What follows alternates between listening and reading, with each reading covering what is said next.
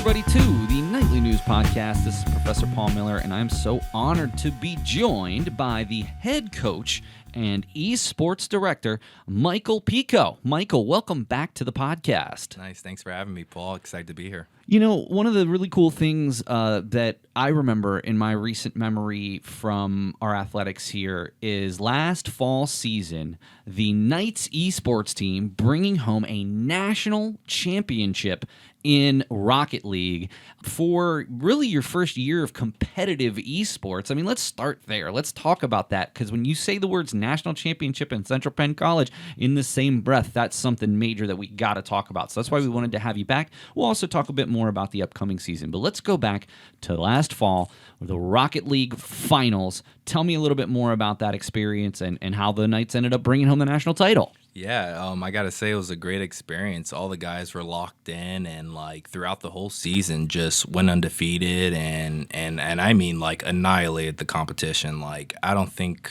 we might have lost one game the whole season like within the match, like, and that's it, because most of the teams they blew out. So like the guys being locked in and you can see it on their face, like they wanted it that night. Just looking at them, they knew they were going to be champions that night based off how the season was going, based off the competition, and just based off training each and every day and getting ready for that moment. And they came and they, delivered. Tell me a little bit more, just for those listening who might be kind of new to esports. Number one, it's essentially different video games. And in fact, right now you currently have a Rocket League, a Valorant, and a Call of Duty Vanguard team put together. Modern Warfare now. Modern Warfare as well. So you have 4 total teams sort of comprised. Now, in those different games, is it an individual type of thing? Is it a team? Like, walk me through how the composition of these lineups comes to be. Oh, definitely team. So Rocket League, not as much since, you can see the whole field, within, one vision. But like for Call of Duty and Valorant, you definitely have to work as a team because there's corners you have to, you have to turn and whatnot, and the map is just huge. And when you have a huge map, you got to have map awareness, and that goes for Valorant and Call of Duty since they're both shooting games.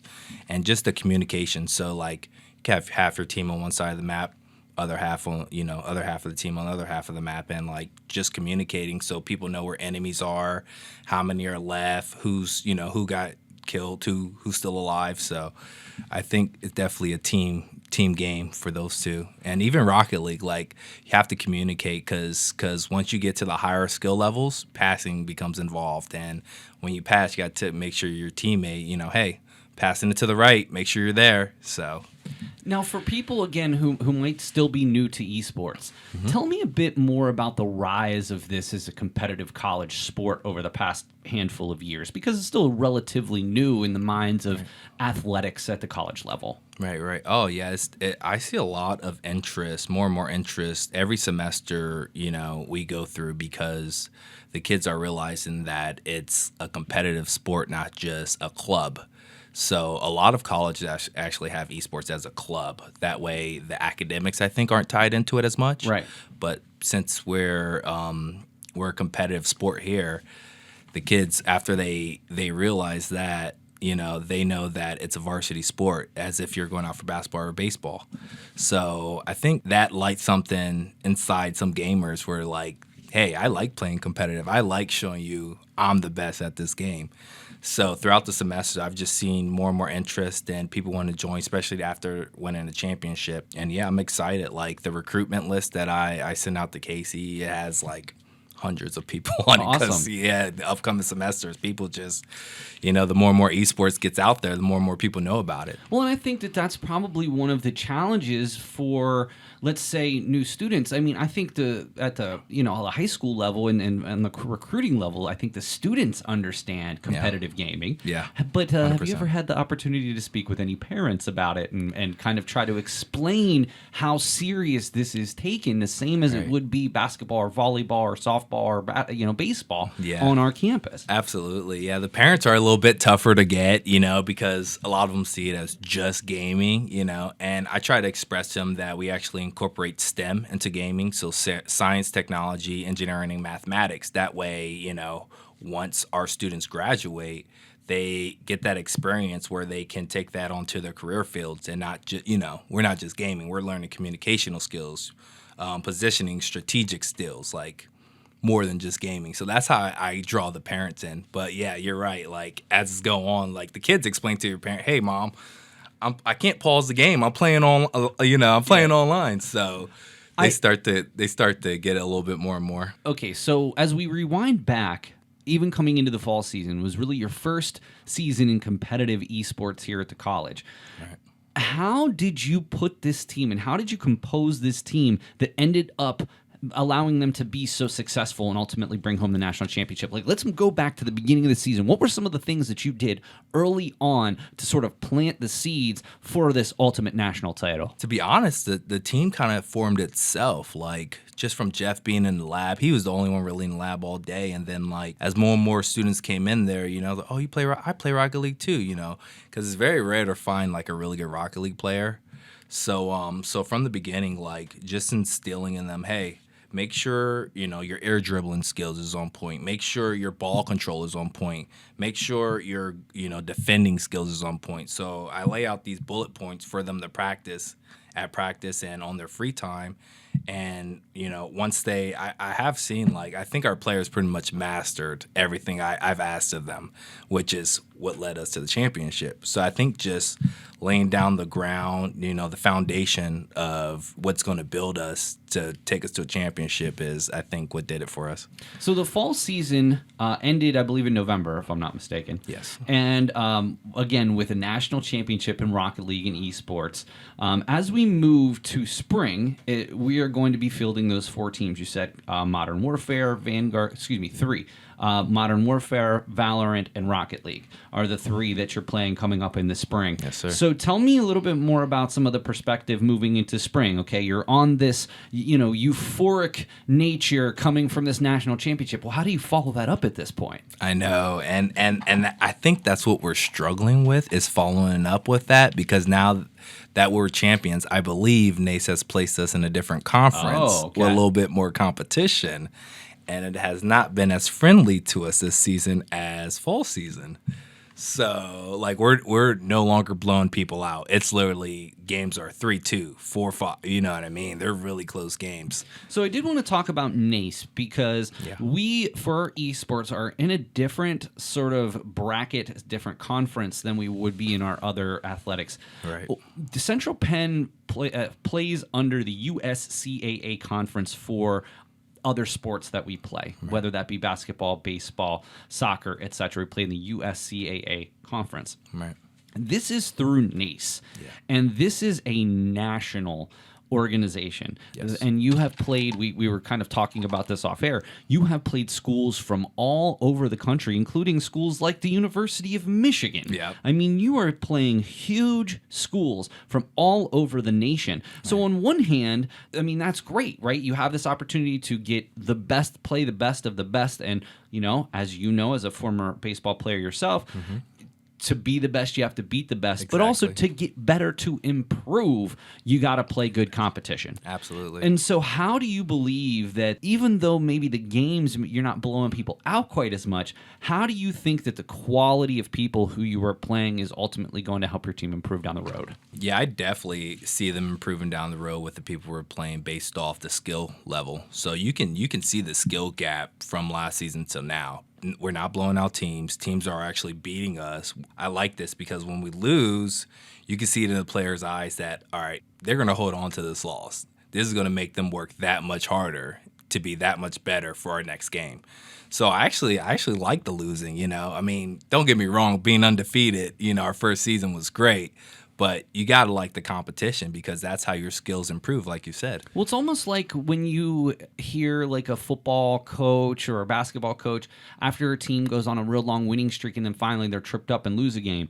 And, they'll have the coach on and say, well, this actually could be a net positive to us. I think maybe a more practical example is when the Philadelphia Eagles lost to the Commanders this season on Monday Night Football. Very, very visible first loss of the season. Right. And the the coach actually came out and said, you know what, obviously we don't want to lose, we don't like to lose, but we're going to use this as a net positive. Absolutely. I think it's appreciated that you're saying the same thing. So you're using these losses as a potential coaching experience. Oh my gosh, absolutely. Because after we lose, because all of our games are on live, so they get recorded. So guess what? We lose. Guess what? Tomorrow we're in the lab watching game film. Being in the lab, having that game footage is so helpful to the constant improvement of the program. So crucial because then we can see positioning. All right, look, on this play, we could have been here and here instead of here and here, and the outcome probably could have been different. So, yeah, our guys love watching film, and I love that about them. And that's what I think that is so interesting about all of this. You made this point last time, but I want to reiterate, and feel free to expand. In the same way as another sport, you're practicing. You're doing your students are going to study hall sessions. You are watching game film in order to implement some type of strategy for your next match. Absolutely. To me, I think that that's what's really interesting about all of this. Other sports may do these same types of things, and it's fairly common. This is fairly common for you, too, when you're playing at this level. It's not just, oh, we lost, we'll do better next time. It's breaking down where the mistakes were, how you can constantly improve. Exactly. And so in that regard, maybe sometimes losing isn't always the worst thing if you can improve because of it, right? Exactly. Absolutely. And I 100% agree with you because in the end of the day, like, you're going to want to have to analyze and know where you made mistakes so that way you won't make them the next time. So one of the things that I do want to point out is there are two seasons as we've been talking about. The fall season again in October, November, and the spring season will be taking place in March and April, and potentially postseason in May. So even though we're still relatively early in March, tell us, again, you've said you've had some good and some bad, so tell me how the season has gone so far, and what are some things you're looking forward to throughout this spring season? So far, the season has been a bit of a challenge, based off fielding a new team. So we just added the Valorant team, and they're our biggest team. So Valorant is 3v, or Rocket League's 3v3, Call of Duty's 4v4, Valorant's 5v5. So that ultimately puts them at the top for needing the most players. And it's just been a little bit challenging. Our best Rocket League players getting ready to graduate, but we've been sticking through it and trying to making the best of what we can. So right now, all eyes are on Call of Duty right now, since they're our best team right now, What I find interesting, too, is because we are an accelerated schedule, that is one of the things that all of our, not only just teams, but programs, clubs, etc., have had to deal with over time, is that our students are in and out so quickly with our accelerated schedules. So, I mean, I do think that is a testament to not only your coaching, and as well as Donnie. I don't want to. Donnie Lewis is also the assistant coach, so I don't want to downplay his efforts as well. But absolutely. You being the head coach and the esports director, I mean, that's something that you're always going to have to deal with from year to year. So, I want to kind of move on to a discussion about recruitment, because of our accelerated schedule, and because of there are sort of 4 entry points to each year, whereas your traditional college, typically you're only going to start in fall or spring. Exactly. We have 4 entry points, so we have 4 terms when people can start. How does that present challenges to recruitment, but also how have you kind of maybe used that to your advantage as well? It's tough to find time, especially working in the IT field as well at the college. So I'm consistently busy, so just finding time for the recruitment is the biggest challenge right now. What's nice is my athletic director, she, we have, when students fill out their applications, there's an interest form that they can enter if they're interested in joining a sport. So I get those lists just about every week with tons of athletes on it. So when I get those lists, I take all my esports guys, put them in a separate spreadsheet, and reach out via email, reach out via phone call, whatever it is. So that's how I mostly recruit, is just word of mouth, reaching out, trying to make contact, and put a face with a name as well, inviting them to our open house. We just had open house on Saturday. Yep, I was there. It was wonderful. And I assume you got to meet some of your potential new students? Yeah, we had a couple come through, but we had 1 or 2 come through, which was kind of last second when we sent it out to them, so it was expected. But The best thing I love, as sort of an aside, is on the open house is the opportunity to get to sit and get that one-on-one FaceTime. Yeah, Talk about some of the advantages. Talk about not only what the advantages of the school are, but what the programs are, and also these athletics events as well. So you're able to maybe show them what you have going on, talk to them about some of the advantages of coming here, and so like I love going to these open houses, especially when the parents are there. Yes. You know, put their minds at ease a little bit. Like, hey, you're in good hands here. I totally agree. So as we continue to look forward, let's say a student out there is interested in being a part of the esports team. I would obviously say for next fall, because you're already in the middle of a season right now, so it'd be kind of tricky for students to come now. Right. But should they be interested in being a part of the esports team, how can they get a hold of you? Oh yeah, if they're interested and they know that they can compete, and I think that's the main thing, because I have had a couple of guys who thought esports was, you know, we're just gaming, and then like once it came down to the competition, it made them a little uncomfortable just because of the skill gap, which I understand completely. So I mean, if you think you have what it takes and you're competitive and you're like, this is my game, like you play it religiously, you can reach out, you can email, I'll put your email along with this. Absolutely, that'd be perfect. Yeah, reach out, email, call me, you know, Facebook me. I don't care. Get whatever you can to get in contact with me, and you know, we'll have a simple tryout. Might have tell me about a tryout. What would a tryout consist of? Sure, you come to tryout. Most of the time, we'll do, depending on the game, we'll do 1v1s. You know, with whoever wants to play that's already on the team, so you can get a feel for where we're at on our level, and if you can compare. Because I've had people come to tryouts and just get annihilated, and it's like, nah, I'm good. so we'll do 1v1s. I like to look at, like for the shooting games, I like to look at their aim, how good their aim is. So we have a program called Aim Labs that it's just aim training pretty much. So I like to see how sharp they are, because that comes a lot along with the territory of being an esports gamer, you know, and we'll do 1v1s, and then we'll just throw them into online gameplay. Let me see how you just play, you know. It's just me just, you know, looking over, seeing overall how good you are at the game, if you understand it. Like call-outs are big too, so people understand where you're going, where other people are going. So I think if you have the whole package, then we're like, okay, let's get this guy on the team. Now, let me ask you, before we get out of here today, you'd mentioned that these are live streamed. I know that you go through Twitch, but tell us a little bit more about where we can go and what to expect for our esports team in terms of watching these live broadcasts. Yeah, absolutely. So our Twitch channel is CPC Knights Esports.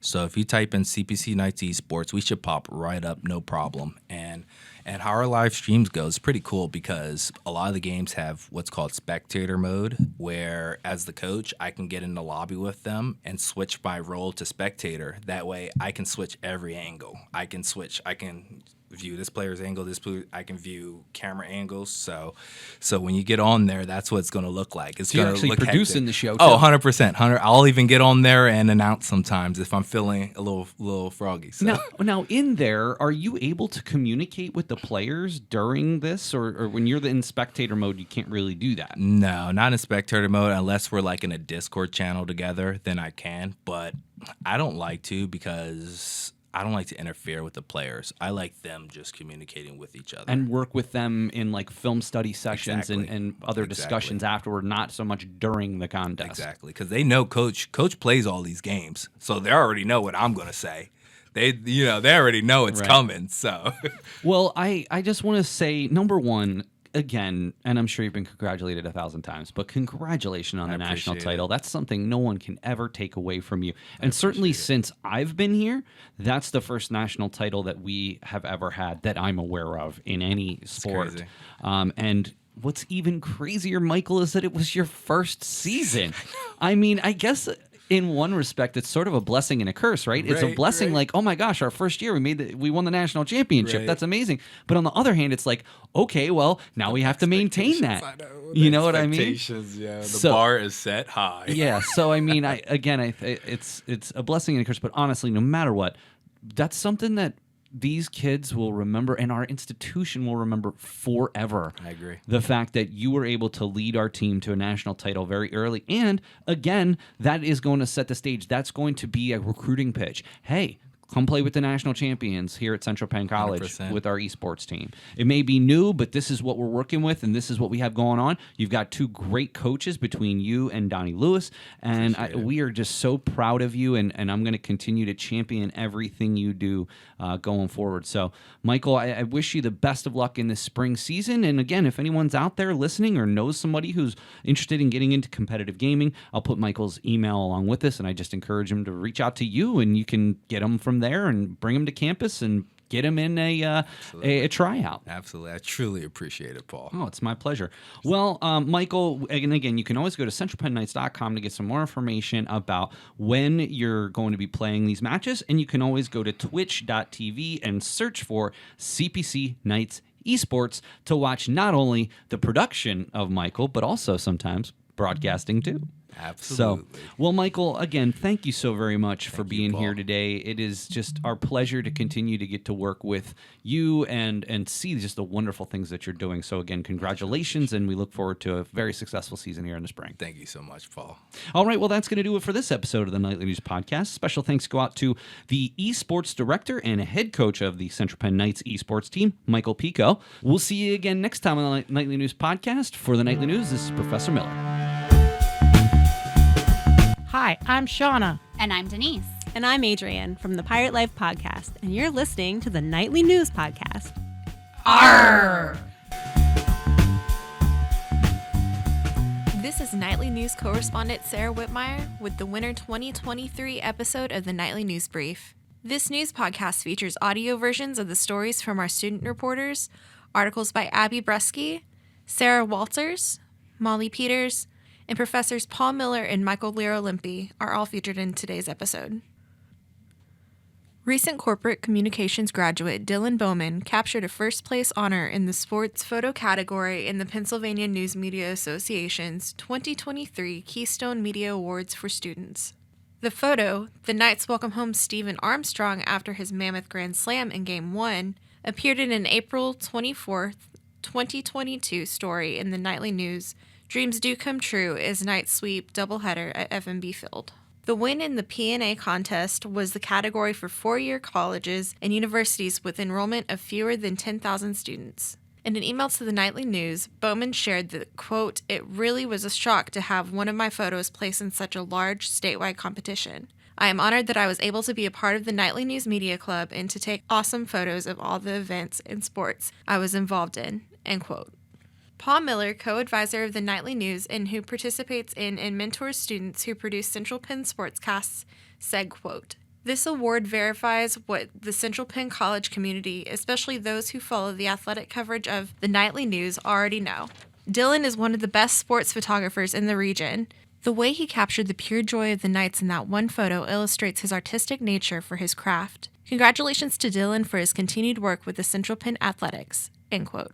Bowman, who served as president of the Nightly News Media Club at Central Penn College and finished his studies in December, continues his Central Penn ties as the Nightly News photographer for the Knights' home games. A photographer and filmmaker, Bowman presented 1917 on February 10th for the CPC film series, providing an overview before the showing of the movie and the cinematic techniques used in it. Last year, 3 Nightly News entries in the P&A contest, a series on diversity among Central Penn employees, a business story, and a podcast series, won honorable mention distinction. As former Nightly News president, Dylan Bowman's time came to a close at Central Penn College. There was just one last thing he wanted to check off the list, bringing some of the history of Central Penn College to life for the next generation. Bowman produced 2 of the most time-intensive stories in the history of the Nightly News. His History Preserved series. This series chronicled the histories of the Boyer House and former radio stations on campus in the 70s and 80s. As part of his work with the latter story, on WARP radio, he had the opportunity to meet alumni Craig Fonestock, who worked at the station. During his interview, Fonestock shared that he still possessed some VHS tapes from his time at the college, which he attended from 1990 until 1992. Bowman made a decision that these videos needed to be shared with the Central Penn community and sent them off to be digitized. There were 2 tapes from the early 90s, one entitled Central Pennsylvania Business School, Video Year Look, 1992 in Central Pennsylvania Business School Allied Health Program. According to Fonestock, The Video Yearlook 1992 video was a new direction that the yearbook club put together, moving away from a standard college yearbook into a video-style effort. Also provided by Fanistock was a promo video featuring our allied health program. Special thanks goes out to Bowman and Fanistock for the History Preserved series, but also for literally preserving the history of Central Penn College from some 30-plus years ago. The Broad Street Market is a treasure trove of collective and individual memories, local history, and of Harrisburg communities. And this piece of Harrisburg history continues to serve people of the city and the surrounding area. The market once was home to over 725 vendors between the two buildings, a landmark at 1233 North 3rd Street in the heart of the city's Midtown neighborhood. A wood frame once stood between the structures for people to pass through and to provide space for vendors, according to the market's website. In 1974, Broad Street Market was placed on the National Register of Historic Places. The market has been open since 1860. Market consultant David K. O'Neill led the change in the market being run by the community. This movement created the Broad Street Market Corp., a private nonprofit organization. The market is no longer owned or controlled by the city. Harrisburg government spokesperson Matt Maisel told the Nightly News. The market also has community events, such as the Third in the Burg, the third Friday of every month, when people from the city and the metropolitan area celebrate the arts and creativity in Harrisburg by visiting galleries, museums, and other cultural and social locales. The Broad Street Market has more support through the Friends of the Market group to help promote the fresh food market and the community. A part of the renewed mission statement states, quote, "To maintain an environment that recognizes and celebrates the diversity of the citizens of the city of Harrisburg and fosters their social and economic interaction," end quote. For more information about vendors, visit broadstreetmarket.org/vendors. The Nightly News Media Club has announced its broadcast schedule for the 2023 baseball season, including 12 home games from FMB Field on City Island in Harrisburg. Last season, Central Penn and the Harrisburg Senators partnered to allow the Knights baseball team to play many of their home games at FMB Field. This partnership helped the Knights immensely in 2022, allowing the team to have a large crowd at their home contests, leading to a college record of 16 victories. The Knights finished strong at the end of last season, winning 7 of their final 10 games. Returning this year are senior leaders Ryan Stevens, Hunter Finke, and Zach Boyer, so the outlook is bright for the Knights. The Nightly News will broadcast every home game this season on their YouTube channel, including the home opener on March 18th. All games will be available on demand after the game has been concluded. Each home game that the Knights play this year will be a doubleheader. FMB Field home game dates are March 18th, 22nd, and 31st, April 18th, 21st, and May 2nd. The Knights will also play a doubleheader at In the Net Sports Complex in Palmyra on April 4th. Check the schedule for times of the individual games. The broadcast will be anchored by Nightly News Club co-advisor Paul Miller and Associate Professor of English Thomas Davis. Also guest appearances from former Nightly News President Tyler Coleman and Career Services Director Stephen Hassinger are planned for the season. You can keep up with Knights Athletics at cpcnightlynews.com and get schedule information, box scores, and roster lists at centralpennknights.com. Gray skies couldn't keep thousands of people away from the Capitol in January as Josh Shapiro took the oath of office as Pennsylvania's 48th governor. To some, the dreary 32-degree weather in Harrisburg represented the long campaign to victory for Shapiro, a Democrat who ran for governor while serving as Attorney General. Shapiro delivered to a large crowd outside the Capitol a promising address after being sworn in by Pennsylvania Supreme Court Chief Justice Deborah Todd. Shapiro told the crowd, quote, "You sent a clear message, Democrats, Republicans, and Independents, when you came together to resoundingly reject extremism. Together, hope defeated fear. Unity triumphed over division. We proved that we value our freedoms and we're willing to do the hard work necessary to protect our fundamental rights. And to those who didn't cast their vote for me, I heard you too.